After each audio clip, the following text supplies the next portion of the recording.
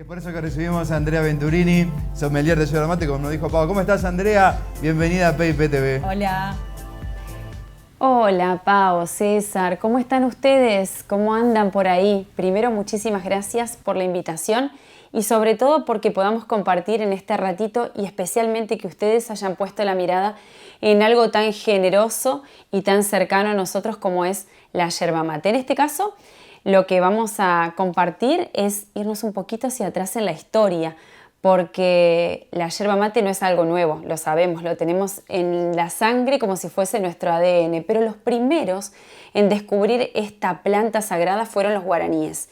Imaginemos la inmensa selva paranaense y la sabiduría que tenía este pueblo aborigen con respecto a lo que podían encontrar en la selva para poder aplicarlo a su vida de todos los días. Y en esa inmensidad de plantas y de naturaleza encontraron algo en la yerba mate que perdura después de los siglos.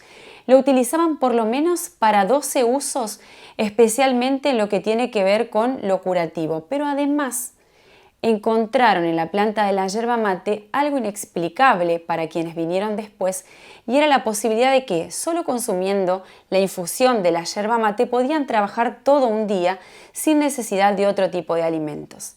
Eso hacía que la yerba mate fuese diferente a todo lo que encontraban en la selva.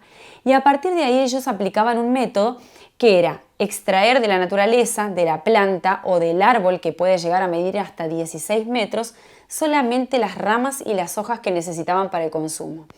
Y para que la naturaleza les pudiese permitir tener más cantidad de yerba mate a mano sin necesidad de que se oxidara la yerba mate, idearon un proceso que hasta hoy, siglos después, continúa vigente. Cortaban del árbol la yerba mate, la exponían al fuego directo para quitarle la humedad, después la secaban en un pequeño fogón atados con unos hilos y la dejaban toda una noche, y ahí la yerba mate perdía toda su humedad y podía perdurar en el tiempo para que cada vez que lo necesitaran pudieran hacer una infusión. ¿En qué?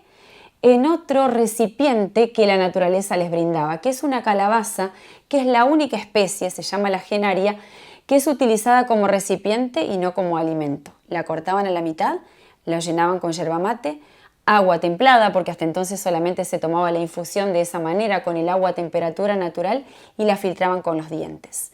Con el paso del tiempo, idearon otra manera de filtro, que era la tacuapí, que es una caña lisa y hueca que les permitía obtener la bebida de esa infusión.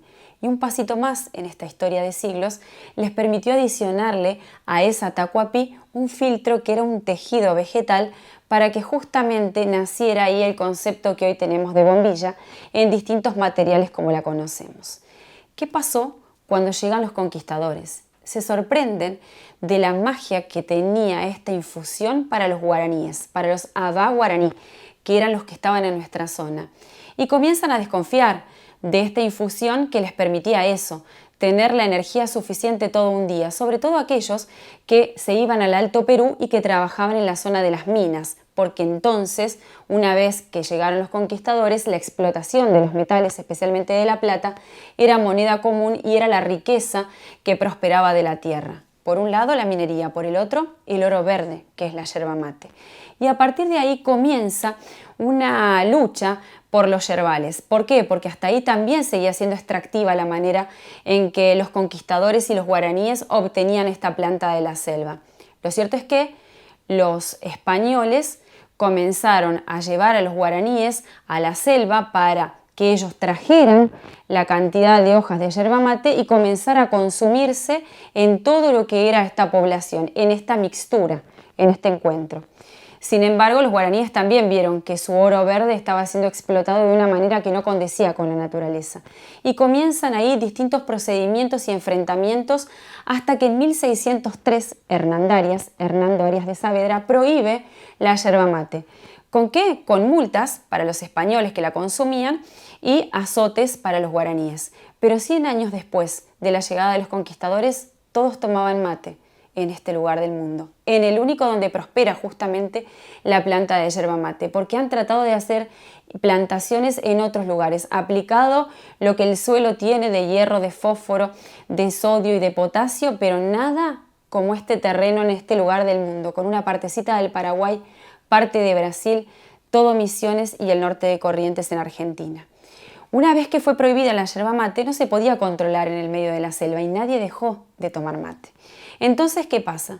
Se recurre a la orden de los jesuitas para que lleguen a este lugar e intenten evangelizar a las comunidades aborígenes a partir, en este caso, de la yerba mate. Los jesuitas respetan 3 características de los pueblos originarios: el cacique, la lengua guaraní y la yerba mate, a la que ellos le llamaban Ka'a, que significa yerba, mate y selva. El Ka'aiwá terminó siendo el recipiente, la tacuapí, la bombilla, y Ka'a, la yerba que en el interior despierta ese milagro de poder estar todo un día sin otro alimento que la yerba mate. Los jesuitas lograron domesticar la yerba mate al hacer germinar la semilla dentro de las reducciones. ¿Y saben qué? La yerba mate se convirtió en el factor de poder de las reducciones jesuíticas, que fueron 30 en este territorio, que se ubicaban a las márgenes de los ríos para poder salir por ellos y comercializarla en las grandes ciudades, tanto hacia el sur, hacia lo que es actualmente Buenos Aires, o hacia la zona del Alto Perú, donde en las minerías también estaban todo el día trabajando en base a la energía que les propiciaba la infusión de la yerba mate. Los jesuitas lograron mejorar la calidad de lo que se elaboraba como producto de lo que es la hoja de la yerba mate y el palo, como la consumimos nosotros, se llama la yerba mate elaborada. Los jesuitas, junto con las poblaciones originarias, hicieron el control bromatológico y le incorporaron cierta tecnología, por ejemplo, cilindros para que se expusieran allí las ramas y las hojas de la yerba mate al fuego directo y no necesitaran hacer ese mecanismo tan individual y tan pequeño como en sus inicios. Y además la bombilla se convirtió de metal porque también había talleres en los cuales la carpintería, la herrería eran un factor común.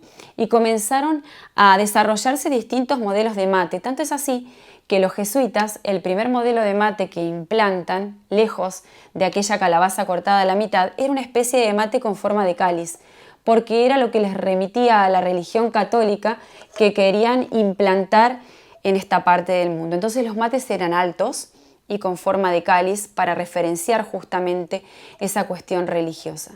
Y el mate fue desarrollándose a partir de ahí y tomando distintas características, tal como lo conocemos ahora.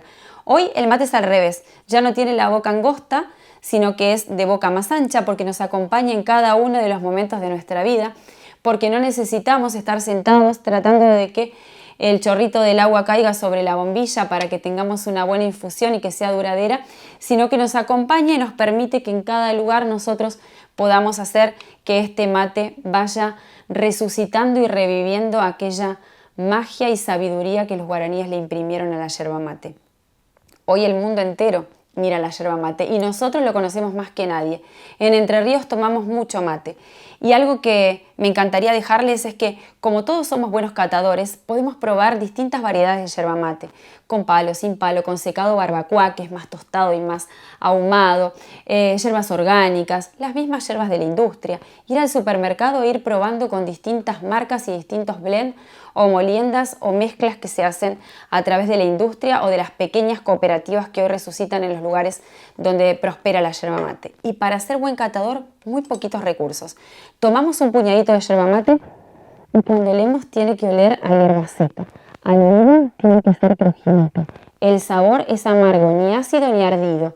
Amargo, pero amable a nuestro paladar. Y a la vista, si nosotros la miramos, tiene que ser de un verde seco con algún destello amarillo. Todo eso nos va a hacer muy buenos catadores y nos va a hacer saber identificar cuál es la yerba mate ideal para nuestro mate.